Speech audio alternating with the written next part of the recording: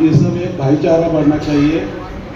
और एक महीना जो आप रोजे रखते हैं तो उसमें शांतता, संयम और चुप ताकत अल्लाह अपने को देता है।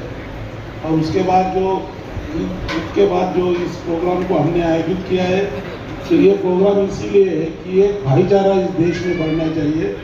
और जिस तरीके से आदरणीय बाबा साहेब अम्बेडकर और दादा अम्बेडकर यहाँ पर जो लड़ाई लड़ रहे हैं, आप देख रहे हैं इसे, तो एक ताकत बनकर यहाँ पर अम्बेडकर बाबा साहब ने भी जिस तरीके से काम किया था, उसके सुजात दादा तीनों भी इस तरीके से काम कर रहे हैं।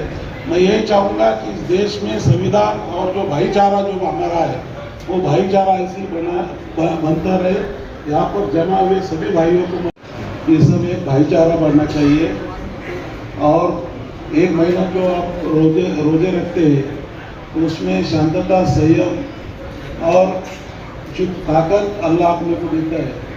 और उसके बाद जो इस प्रोग्राम को हमने आयोजित किया है, तो ये प्रोग्राम इसीलिए है कि एक भाईचारा इस देश में बढ़ना चाहिए।